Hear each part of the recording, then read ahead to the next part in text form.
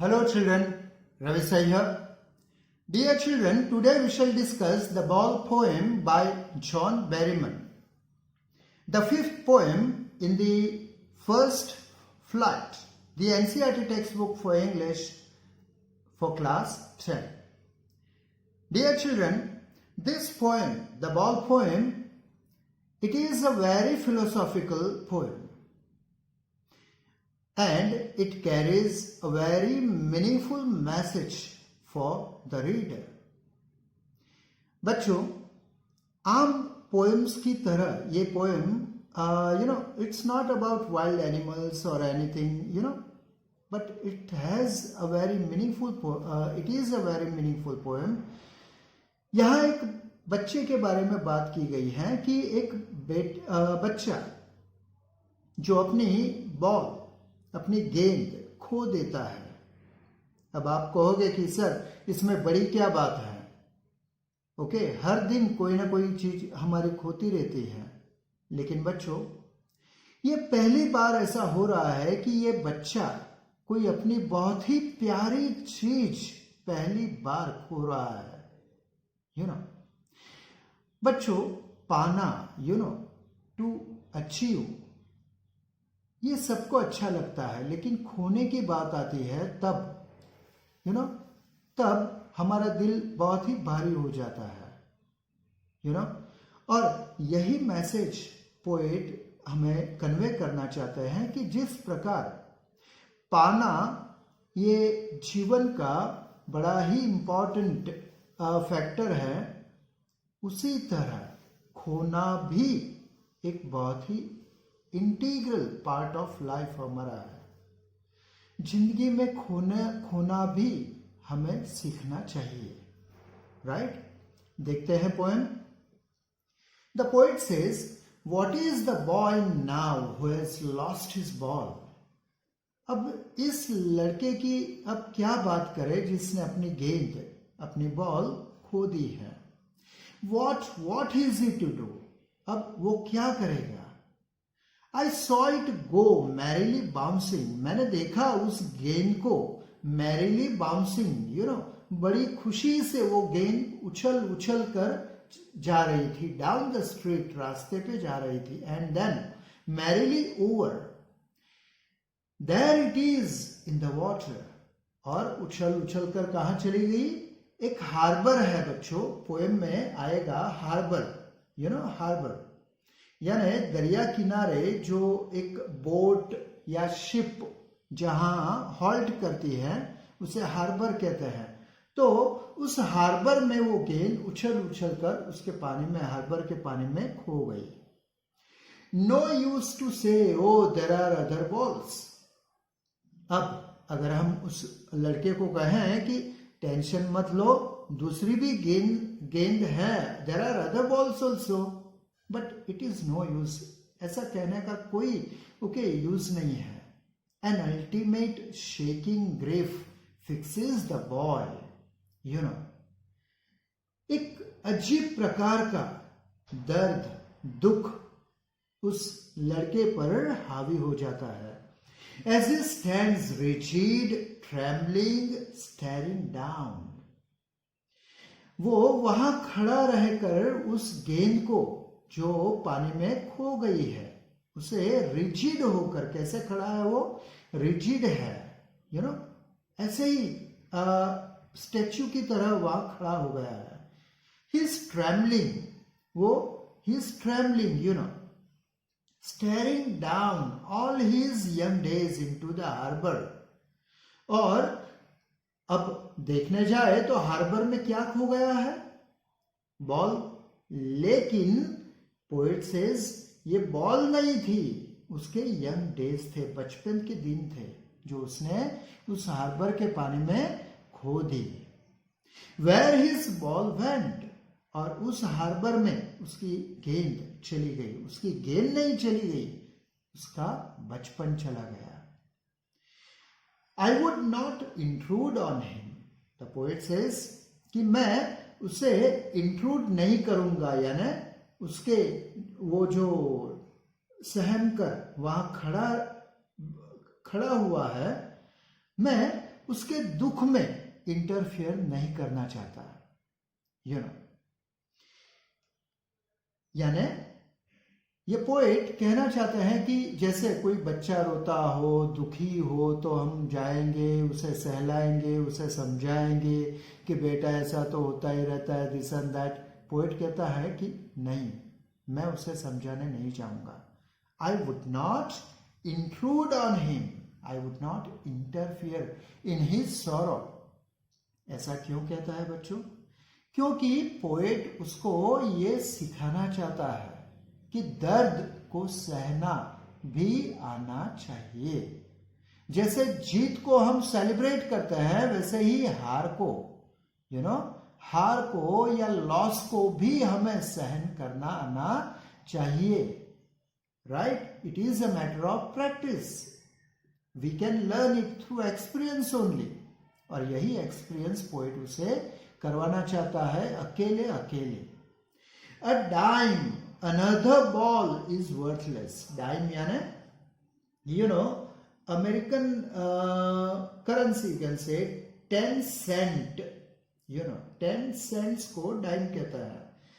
a dime another ball, अगर 10 cents खर्च कर दें तो दूसरी बॉल आ जाएगी, लेकिन वो दूसरी ball it will be worthless, लेकिन वो वर्थलेस होगी, मीनिंगलेस होगी, उसका कोई मीनिंग नहीं रहेगा। दूसरी बॉल यानी वो दूसरी बॉल होगी।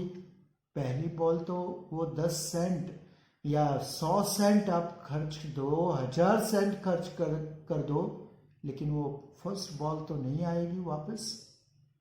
जैसे हम कहते हैं ना बच्चों कि आदमी कितना भी बड़ा हो जाए, कितने भी पैसे उसके पास आ जाए, लेकिन वो फिर के यू टर्न मार के अपने बचपन के दिन खरीद तो नहीं सकता ना। करोड़ों अबजों रुपए खर्च करके वो खरीद नहीं सकता, राइट ना?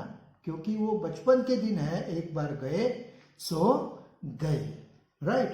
और यही यहां पर पोएट कहना चाहता है कि ये डाइम 10 सेंट दे के दूसरा बॉल आ जाएगा, लेकिन वो दूसरा ही बॉल कहलाएगा, it will be worthless. Further says, now he senses first responsibility in a world of possessions. बच्चों, ये पॉइंट आपको समझना बहुत जरूरी है। पोएट कहता है कि he senses his first responsibility in a world of possession. In a world of possessions यानी material world यानी भौतिक दुनिया, जिसमें हम कहते हैं कि ये मेरा है, ये मेरा है, लाइक दैट। कई सारी चीजें हम खरीद कर लाते हैं, घर में सजा कर रखते हैं, उसका यूज करते हैं, लेकिन हर चीज की एक उम्र होती है बच्चों, एक्सपायरी डेट लेके ही आती है हर चीज, और उस एक्सपायरी डेट के आते ही वो चीज हमें खोने के लिए तैयार रहना पड़ता है। और यही उसकी फर्स्ट रिस्पॉन्सिबिलिटी है। बच्चे, ये इस लड़के को यही बात पोएट सिखाना चाहते हैं कि खोना भी सीखना जरूरी है। People will take balls will be lost always. Little boy, वो पोएट उस लिटिल बॉय बच्चे को कहता है कि लोग बॉल्स लाते रहते हैं और वो balls will be lost always, खोते रहते हैं। इस दुनिया में कोई भी चीज परमानेंट नहीं है, राइट? ये कहना चाहते हैं। And no one buys a ball back, और जो बॉल खो गई होती है वो बॉल कोई भी परचेज कर सकता नहीं। दूसरी बॉल वो आप परचेज कर सकते हो बच्चों, लेकिन जो खो गया सो खो गया। यानी जो चीज हम खो बैठते हैं वो फिर से हमें मिल पाती नहीं जिंदगी में। मनी इज एक्सटर्नल, मनी तो सेकेंडरी बात है बच्चों। ही इज लर्निंग, वो सीख रहा है, वो लड़का सीख रहा है कैसे अपनी गेंद खो के वो खोने का दर्द महसूस कर रहा है, और उस दर्द को एक्सपीरियंस करके ट्रेन हो रहा है जिंदगी को जीने के लिए। ही is learning well behind his desperate eyes.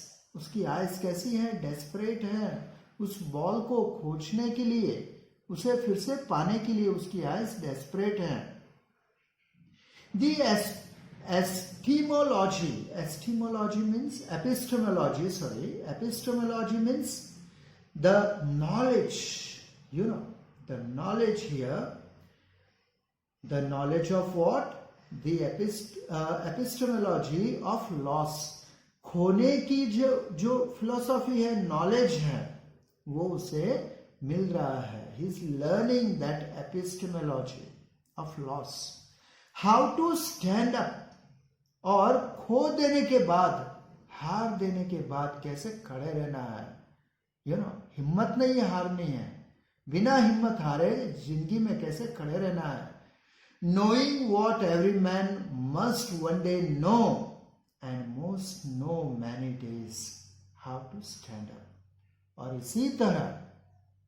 इसी तरह दर्द को महसूस करके, दुख को महसूस करके, खोई हुई चीजों के दुख को महसूस करके, तभी हम स्टैंड अप, खड़े रहने की हिम्मत जुटा सकते हैं। राइट? इन शॉर्ट पोएट कहना चाहते हैं कि दर्द को भी सहने की हिम्मत हमें होनी चाहिए। चीजों को खोने की हिम्मत हमें होनी चाहिए। राइट? और यही हमें सीखना जरूरी है बच्चों। So dear children, that was the poem the ball poem. Right बच्चों, अब हम देखते हैं इस पोएम के जो फिगर्स ऑफ स्पीच हैं वो भी हम देख लेते हैं one by one. Now let us see the अब बच्चों एलिट्रेशन में डिस्कस नहीं करने वाला, बिकॉज एलिट्रेशन बहुत ही हम डिस्कस कर चुके हैं, दैट इज वेरी कॉमन। इसीलिए जो मेन जो फिगर्स ऑफ स्पीच है वही हम इस सेशन में डिस्कस करेंगे। Right? Let us come to see first of all let's come to the second line. what is he to do? See this line. what सुनकर ही आपको पता लग गया होगा कि ये this is repetition. Right? what word is repeated. Right?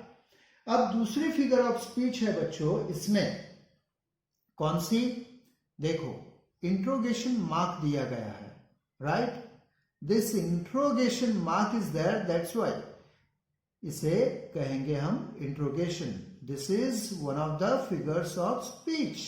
Interrogation, question mark अगर दिखाई दिया हो तो आपको लिखना है इंट्रोगेशन। एक्सक्लेमेशन मार्क हो तो एक्सक्लेमेशन। पिछली पोएम्स में हम देख गए हैं। राइट? आगे देखते हैं इसी लाइन में, let us underline this two words, to do. To do, to do. What is this? Internal rhyme. Short में लिख रहा हूं, internal rhyme. To do. It rhymes. Both the words rhyme with each other. Right? अब आते हैं third line पे। देखो, मैंने पहले भी एक्सप्लेन करते समय अंडरलाइन किया था, मैरीली बाउंसिंग, कि बॉल कैसे बाउंस हो रही है? खुश होकर, मैरीली, हंसी, खुश होकर। बच्चों, गेंद है, इनएनिमेट ऑब्जेक्ट है। खुश कौन होता है? कि पर्सन्स होते हैं, ह्यूमन बींग्स होते हैं। अब गेंद को पर्सन की तरह प्रेजेंट किया गया है और इसीलिए हम इस लाइन में लिखेंगे पर्सोनिफिकेशन। राइट बच्चों? पर्सोनिफिकेशन कब कहते हैं? कि कोई नेचुरल ऑब्जेक्ट या इनएनिमेट ऑब्जेक्ट, कोई भी इनएनिमेट ऑब्जेक्ट अगर पर्सन की तरह बिहेव करने लगे तो अब उसे हम पर्सोनिफिकेशन कहते हैं। राइट? ओके, अब आगे आते हैं। लेट अस से फॉर एग्जांपल लाइन नंबर 5 पर आते हैं। चलो, no use to say, here you can say dear, you can see no use, negative word is used over here, so it means this is litotes, right ना. अब अरे हाँ देखो, इस फोर्थ लाइन में भी हम मिस कर गए. Yes, exclamation is there. Yes, चलो इसे भी एक्सक्लेमेशन हम लिख देते हैं. ओके, अब देखो ये लिटोटिस हो गया, right. No use to say means it is useless to say, positive sense convey करता है, राइट ना. अब आगे आते हैं नेक्स्ट लाइन पे. An ultimate shaking grief. Okay, ultimate shaking grief. बच्चों ये दो these words, shaking grief, right, shaking grief. अब यहां शेक कौन कर रहा है बच्चों? ट्रेम्बल कौन कर रहा है? यस, कांप कौन रहा है? Boy, isn't it? लेकिन यहां बॉय की जगह कौन सा वर्ड यूज किया? ग्रिफ. यानी एक्चुअली वर्ड क्या होना चाहिए था? यस, शेकिंग बॉय होना चाहिए था, राइट ना. Shaking boy. अब ये शेकिंग है बच्चों, इसे this is your adjective, right ना. This is your adjective. Adjective को के लेट अस से इंग्लिश में एपिथेट भी कहते हैं, राइट. इसे इंग्लिश में एपिथेट भी कहते हैं. तो ये एपिथेट बॉय की जगह से मूव करके, ट्रांसफर करके कहां पर रख दिया? ग्रीफ के आगे रख दिया. रॉन्ग पार्किंग कर दी इसने, और इसीलिए इसको क्या कहेंगे? इस लाइन को, शेकिंग ग्रीफ को, this is called, yes, transfer कर दिया एपिथेट को, इसलिए ट्रांसफर्ड एपिथेट. ख्याल आया? This will be called transferred epithet. Okay, अब आगे आते हैं नेक्स्ट लाइन पे. As he stands rigid trembling. अब देखो फिर से दो वर्ड्स आ गए. देखो, रिजिड यानी स्टैटिक, जो मूव नहीं कर रहा है, और ये ट्रेम्बलिंग जो मूव कर रहा है. दो two opposite words sitting okay together to give a different meaning. तो ऐसे को हम क्या कहते हैं बच्चों? याद करो. यस, अगली पोएम में, प्रीवियस पोएम्स में हम कर गए हैं. We call it oxymoron, right. अगर ये रिजिड और ट्रेम्बलिंग डिस्टेंस में अगर आते तो वो एंटीथेसिस हो जाता है, लेकिन बाजू बाजू में आ गए हैं, इसलिए ऑक्सीमोरॉन, राइट. अब हम आते हैं यस, इसी लाइन में देखें. चलो, trembling, staring, what is this? Again same thing, internal rhyming, right? They are rhyming with each other, that's why this is internal rhyming.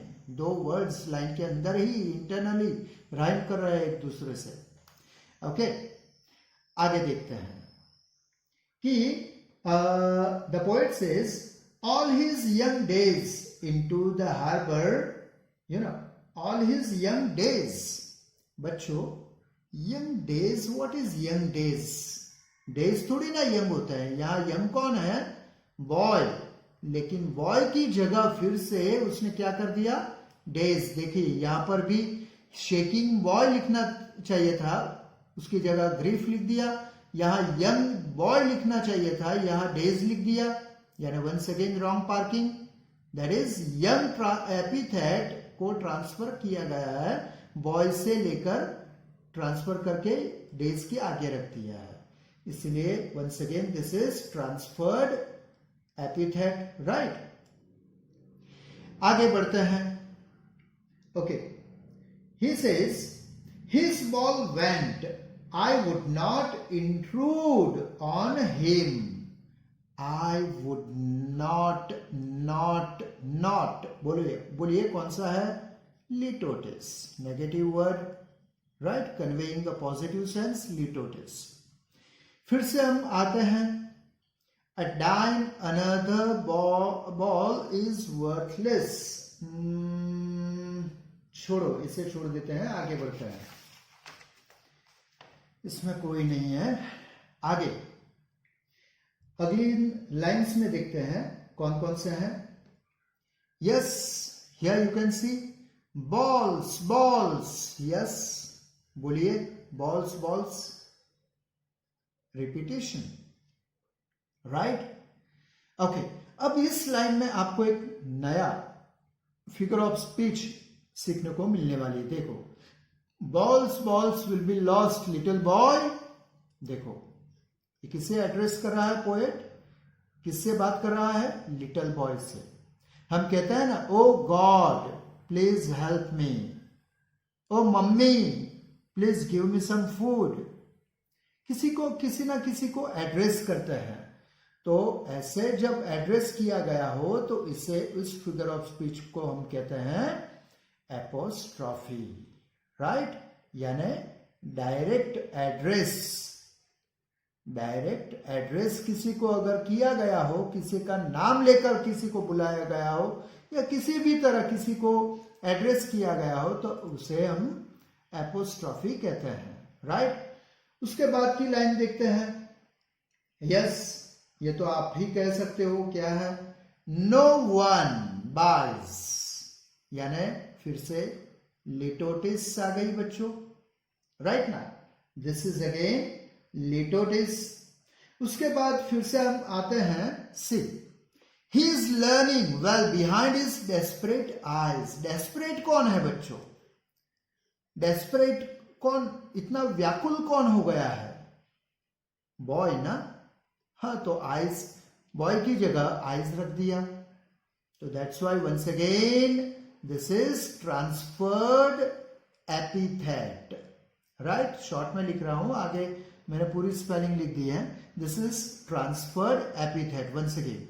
और दूसरी फिगर ऑफ स्पीच आप कह सकते हो, yes, try to remember eyes, a part of, small part refers to the whole personality, that is eyes refer to the boy, so here it is synecdoche. yes, ऐसे ही बुलाते हो ना आप ऐसे नहीं कहते, उसे कहते हैं synecdoche, right. ओके, अब आगे आते हैं। that is etymology, how to stand up. Yes, dear. These were the main figures of speech in the poem. I hope you have understood the poem as well as the figures of speech. So, that's all in today's session. See you soon with a new topic and a new hope of learning something new. Till then, wish you all the very best with today's learning. Bye.